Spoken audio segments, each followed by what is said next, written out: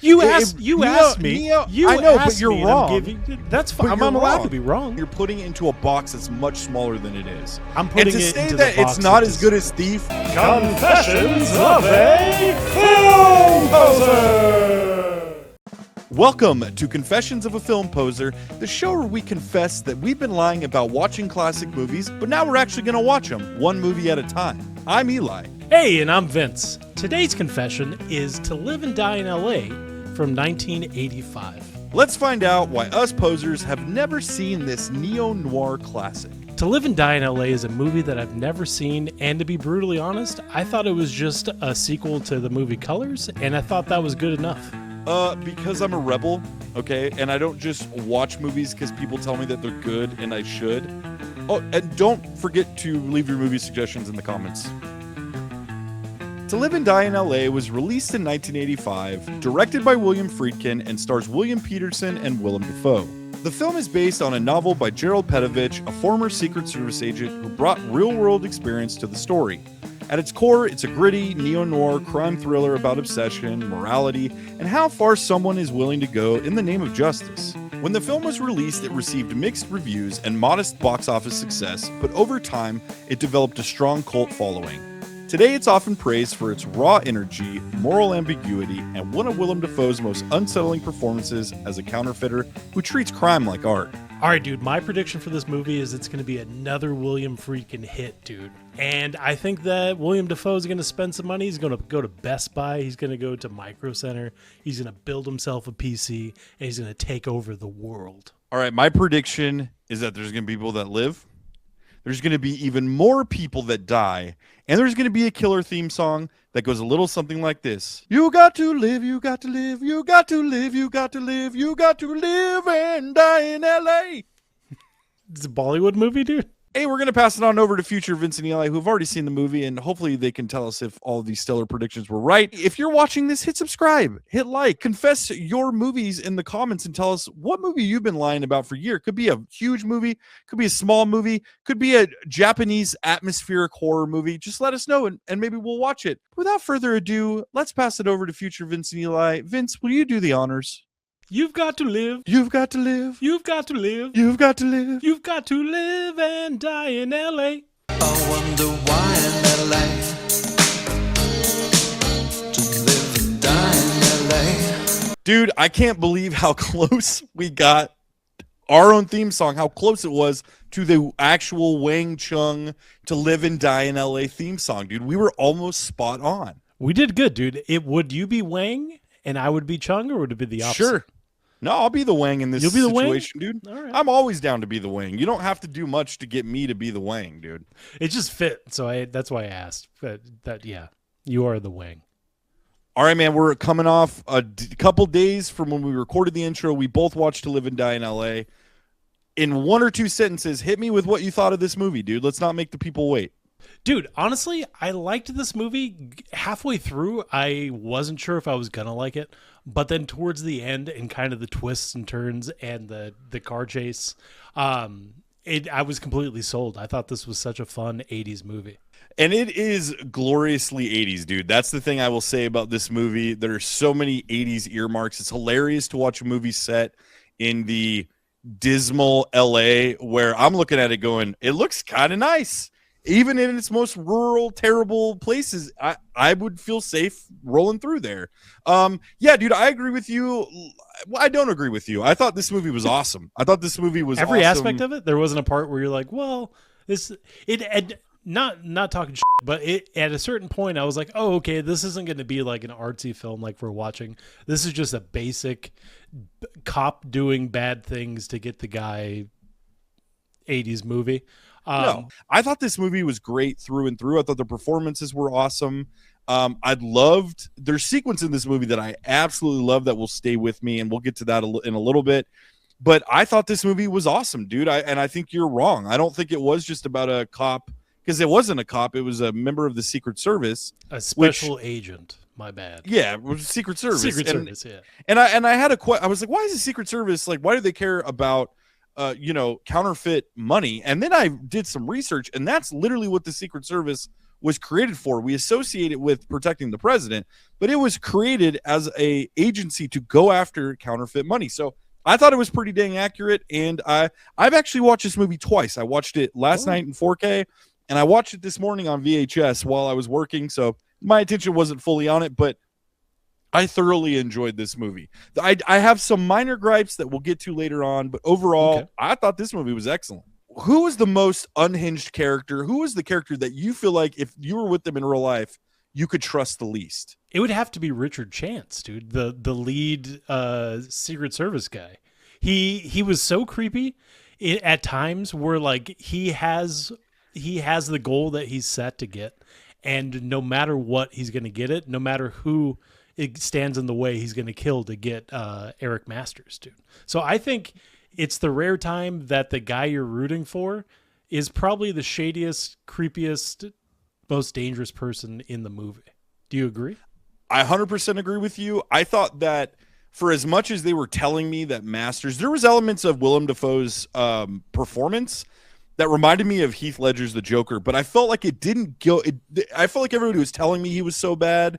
And the element that I was looking forward to in this movie that wasn't really there was the part of him like being an artist, and he treated being a counterfeit person or a counterfeit money dealer, that there was artistry in that I didn't really get the vibe of. There was like a lot of like shots and inserts of like these art shows or these art performances and him burning their art or his art.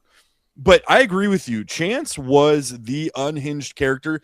And, you know, his performance in this movie, William Peters, is a little over the top. It's a little unhinged, literally unhinged. But, like, the one scene that sticks out is when he's interviewing or when he's interrogating John Turturro, and he puts his leg up on the chair and he takes his glasses off. It was almost like William Peters, knew that he was trying to be cool in the movie, and that's the way it came up. But I felt like it worked, and then I feel like it worked especially well in the payoff of the end. Yeah, and I do agree with you. He feels like a 80s television like detective. Like he's like walking around with a swagger that I feel like he hasn't earned. But anyone that doubts him, he shoots him in the face. So I guess he kind of earns it. Yeah, I don't know. I did notice many times where he walks in and like the choices that he made for standing and like putting his leg up, or like he felt like he was trying to be a badass.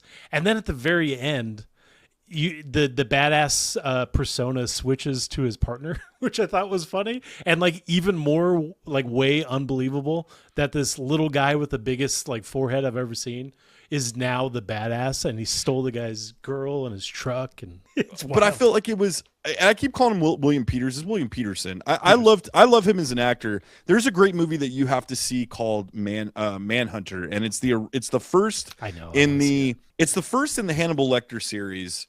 Yeah, it's directed by Michael Mann, same guy who did Thief, and it's also in the neo-noir genre, but he's great in that. He's great in this, and I disagree with you that it didn't work. I felt like it was awesome that he became the William Peterson, and it really just communicates the fact that like this is probably a pattern that just repeats itself. The emotion or the drive to get revenge is like a demon that's passed. I really liked Willem Dafoe's performance. I didn't think that it was as it wasn't as justified as I was hoping that it would be in this big bad, almost like Kaiser Soze, that they wanted you to believe like he was this ever looming presence. And but I felt like what it did to drive William Peterson's character, I felt like it worked, and I felt like it was completely justified, and it made for a very entertaining movie. Yeah. Plus you get to see William Peterson's so I feel like William Dafoe's character was like, he was creepy. There weren't many scenes where he had to like be as evil as they portray him in this movie. There's scenes where like he goes and the guy steals from him, so he kills him, and he's terrifying looking. Young William Dafoe, and like the fear that he like, I don't even know how to explain it. Like the way that he looks at people is terrifying, but there weren't many actions in this movie that showed how terrible he was. I agree with you. That's my biggest complaint, is I didn't feel like his character was as rad or as cool or as, I don't know, well developed as some of the other characters in the movie, and that's really because you spend most of the time with William Peterson, and they develop his character out, and they develop his kind of drive to get revenge and find masters, and that worked. That you don't necessarily need the villain to be every frame. He's just kind of there. It's like, bringing up Heath Ledger's Joker. Heath Ledger's Joker steals the scenes when whatever scene he's in. I mean, I don't think he's in it for the amount of screen time is pretty limited, but every scene he's in, he steals it. And I was wanting that from Masters and Willem Dafoe, but I just didn't feel like I got it. What was your favorite? Like, I have a couple of sequences from this movie that I thought were excellent. I'll only give you one. I'll start. I thought the sequence with how Willem Dafoe, like the procedure of him creating the money, I thought that was one of the coolest scenes. It reminded me of the scene in Thief where they broke down kind of step by step on how you broke into a safe, or how Frank broke into a safe. And it reminded me a lot of that. A lot of the cinematography was really cool. Some of the shot selections, the inserts in this movie were really cool. They would insert things that's where I thought it was very artistic, is they would insert things kind of in quick flashes. And you see that in this sequence, but that was one of my favorites. What was one of your favorite sequences? That wasn't my favorite sequence though, but I want to see what your favorite sequence is. Okay, yeah, I was going to say something about that, but I'll shift to one thing that I really liked about this movie, and there are multiple sequences of it happening. The shotgun blast to the face, the way that they did it in this movie, it almost looked like they had like a gun, like a paint gun, and they would just shoot red paint at the person's face. And it was so effective where like they didn't have to have like all this crazy makeup. You just got a shot of dark red to the guy's face, so you know that he's dead. And then they just dropped to the floor. I don't feel like I've seen that in other movies where like the effects seemed like so simplistic, but worked really well. It's almost like they used the squib in reverse. Like typically the squib is, producing the gunshot effect coming off the person's being shot. But yeah, it was almost like they had sprayed the paint, and especially in that scene where, and side note, I love the fact that they killed William Peterson in the end. Me too. I was really, one of the things I was disappointed in this movie is that they let Masters die. I would have kept Masters alive. And I think you still could have had the same outcome where William Peterson's Chance's partner still was like on the pursuit to catch Masters. I think that would have done so much more for his character, for both of those characters. And I was a little bit disappointed by that. But yeah, that sequence was really cool. And there was another one I think that you're talking about when he's asking, he's going to get the money from the guy from I'm Gonna Get You, Sucka. His name in the movie is Jeff Rice. The actor's name is Steve James. Steve James. So when he goes over to get the money from him, they use kind of the same thing, and it does it allows like the camera to be in closer and more intimate in those moments, but it's almost like a jump scare too. Yeah, like I wasn't expecting it at all. No, you didn't expect it. I didn't expect the end. I didn't expect it to end the way that it did. And okay, so those are cool sequences, dude. I don't think I've ever seen a sequence that was as cool as the car chase in towards the end when they're going through like the 110, the 101, downtown LA. I think in parts they were in Long Beach. Yeah. I think that was one of the coolest car chase scenes I have ever seen. And one of the only car chase scenes where I had to look up, I paused the movie and I had to look up, did they really shoot this on like a live freeway? Because it really felt authentic in that way. And for parts of it, they did. For parts of it, they didn't even have permits. And when William Peterson was driving the car and the look on his face, dude, that sequence, I will remember that sequence from this movie more than anything else in the movie. I just thought that was absolutely incredible. Yeah, I actually did the same, and I looked it up because there's a portion of a scene in that where both actors are driving and the car is like skidding from to like the left to the right. And I was sitting there and I was like, how did they do this? Because it seems like they're actually on the freeway, but obviously like they're being filmed in this car that's going sideways. How did they film this? And I looked it up and it was super cool. And they pretty much like had this car rigged up on a system and were driving on the freeway. And it was like going side to side whenever they were filming. And it was super cool. Yeah, it turns out that they rented out one of the freeways in Los Angeles for like a weekend.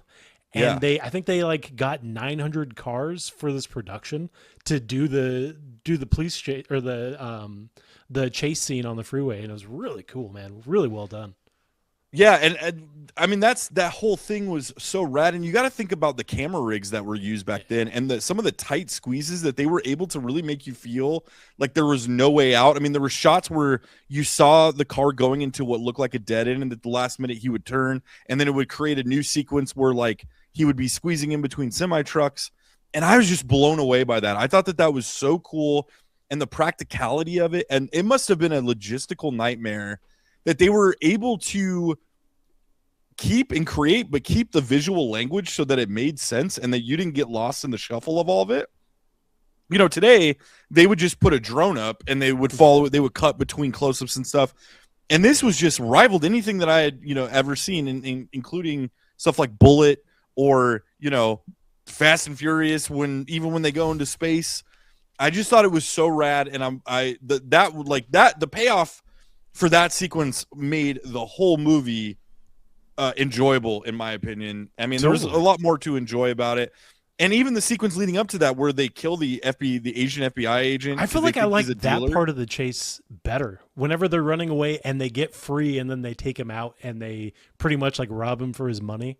And then the second they take off, there's like not only a car following them, but then there's people on dudes the on side. on foot. Yeah. Yeah, But coming just out everywhere. of like overpasses. Yeah. And people coming out of off ramps, and you're sitting there going, why is this like why is the reaction to this? And you think it's so my question in that is like, was that Masters behind that, or was that the FBI? I think it was. So you originally think that this is just like a jewel thief that has money and that it's Right. maybe a gang chasing after him. And then as they start running and you notice that there's so many people after them, in my head I was like, wait, what kind of gang is this that they're already like, there's just hundreds of guys everywhere. Yeah, because with they knew guns where he shooting. was going to be. Yeah, and then you find out later that it was actually an FBI agent that they got murdered, and there was the FBI chasing them. And then Crazy. So what I was saying was like the first part of the movie I thought was good, but I was like, oh, this is just gonna be a standard movie. Once we got to the car chase scene, and we got to the fact that they like in essence murdered an FBI agent, I was like, oh, this movie's so much more than I thought it was going to be. It is Yeah. getting crazier and crazier. I love Willem Dafoe. After he beat up and killed Jeff Rice and his homies in the house, I was 1,000% sold, and I was like, okay, this movie is way better than I thought. And So if some homies get killed in a movie, you're gonna like it. That's dude, what you're saying. I'm usually on the side of the homies, but for this one and the paint to the face, I was like, oh, yeah, dude. And then even Jeff Rice has like that sweet knife that's in his belt. I've been looking for knives now. You better get to stepping. Dude. Yeah, dude. And Okay. one of my favorite lines was in that scene where Jeff Rice told Eric Masters, like, you're a printer, like, go back to printing, whenever he stood up to Jeff Yeah. Rice. Oh, dude, it was so good. Dude, a lot of cardio in this movie, a lot of running A around. lot of running, dude. This movie felt a little bit to me, and this comes down to the question I'm going to ask you. This movie feels a little bit to me like Friedkin was either inspired or trying to make his version or his Thief.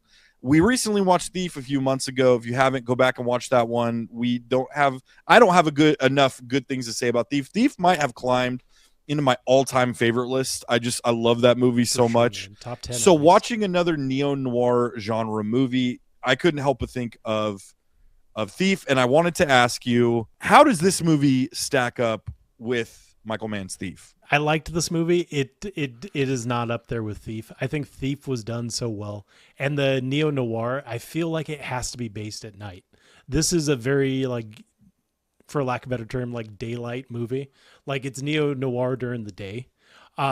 Thief, just visually, the fact that they have all these neon lights and it's nighttime and everything's wet and everything's like shining. Oh, it was Thief is outstanding, and I can There was definitely plenty of nighttime shots in this movie. There were plenty of asked me. You I know, but asked you're me, and I'm wrong. that's But fine. you're I'm allowed wrong. to be wrong. But you're classifying, you're quantifying Thief, and you're putting it into a box that's much smaller than it is. I'm putting and to it say into that the box it's not it as good as deserves. Thief is because it doesn't take place at night. I just think that's minimalizing Thief a little bit. No, it's not minimalized. I was just saying the stylization of neo noir. I feel like has to Minimizing. be what. Minimizing. I said minimalizing. Minimize. Okay. I feel like it doesn't have to be at night, but it definitely adds to it. And I feel like just based off of the artsiness and the beauty of Thief, this movie kind of falls off, dude. I don't agree with you at all that this movie falls That's off. fine. I do think Thief is a better movie. I think Thief is. Well, then we agree. I think we agree that Thief is a better movie. It's one of one. I wouldn't say that To Live and Die in LA isn't as good as Thief because they take place during the day. I would argue that's probably harder to create a neo-noir movie in the daytime and to pull it off in the way that they did. No, they pulled it off. And it's more about, for neo-noir, it's more about the situations that these characters put themselves in. Thief, and I broke it down. I spent a long time thinking about this and how I would answer this question. For me, this movie is a blunt force object. Very good. Very tight. Characters are not as good as they are in Thief. Thief is a scalpel, dude. Thief goes after your heart. There's no scene in this movie like the diner scene that we get in Thief, which tells you everything you need to know. You understand the motivation, which is super complex, and you see Frank in Thief sacrifice the things that he wants in the moment for the bigger picture. And while I think William Peterson does a version of that, I just felt like it was more hollow, more shallow of a character. But yeah, I agree with you. I was sitting there watching it going, man, well, I don't agree with you. I don't agree with the reason. You're like, why man, you this didn't should have like been this. shot at night. Listen, I enjoy style more than you, and that's fine, dude. Thief is very stylized, and I think it does a great job of that. It does. The thing that makes Thief incredible is that it balances so many of those things so well. Yeah. And this movie is more plot driven than I feel like it is character driven, as seen in my disappointment of Willem Dafoe. And yes, you think about Robert Prosky in Thief. And the bad guy that he was, limited screen time, the one scene on the rooftop where he's basically like, oh, I'm a human trafficker, dude. I'll get you whatever you want. And just was the most disgusting human. Dude, doesn't he ask, like, what flavor do you want? Yeah. It's just like, and oh he's my like, God, he's dude. being racist the whole time. And he's just this evil, but he does it in this elegance, right? If you're watching this and you have a favorite William Friedkin movie that's not The Exorcist, put it in the comments. We want to know, and maybe we'll take a consensus in the one with the most votes or the one with the most kind of comments. We'll watch that one next. But yeah, I know Sorcerer is one that you've been looking forward to that you have on your shelf. For some reason, this movie sat on our shelf. We both bought this back in like October. Yeah, it's been and we a just while. never wanted to watch it. And this is one where I'm like, humans are so funny because was a great movie. I really enjoyed it. All right, let's get down to our final verdict. Would you buy this movie? Would you stream this movie? Or would you watch this movie on TV? Would you buy it? Did you like it enough to spend some money on it to add to your collection? Would you stream it? Would you watch it on a streaming service that you already pay for? Or would you wait and watch it on TV, maybe if it popped up and you're drunk on the couch on Saturday morning and you come into like 3/4 of it and you're like, yeah, I'll finish watching this. I'm going to absolutely say I would buy this movie. I'm so glad that I have this as part of my collection in both VHS and 4K. And this is a movie that I will revisit. I mean, I think it warrants a second watch, but I really loved this movie and I would definitely watch it again. Maybe just for William Peterson's like Full Frontal. I don't know. And I love that he's hard for the scene too, dude. He wasn't wasting any time. Creepy Vince is back. Creepy Vince. My rating is also that I would buy this movie. Not only because it's not very expensive online, but because this is a movie that I feel like you could throw on at any time. If you feel like you want to watch an action movie, if you feel like you want to watch something with a Willem Dafoe where he's just kind of creepy. I feel like the older Dafoe, I like him better being wacky. Younger Dafoe, I want him to be like sinister and a killer. And this movie gives you all of that, man. All right, thank you guys so much for watching. We hope you enjoyed this episode. If there's a movie that you want us to watch, put it into the comments. If you think we're wrong, if you think Vince is wrong, that neo-noir movies can't take place during the day, let him hear about it. You know, call him a garlic eater. He loves that. Whoa. But we appreciate you watching, and we're going to continue watching movies that we've been lying about, that we've never seen, but we're going to watch them one at a time. And we're having fun doing this. So thank you. Vince, thanks for watching To Live and Die in LA. You got it. Are you going to sing us out of this? You've got to live. You've got to live and die in LA.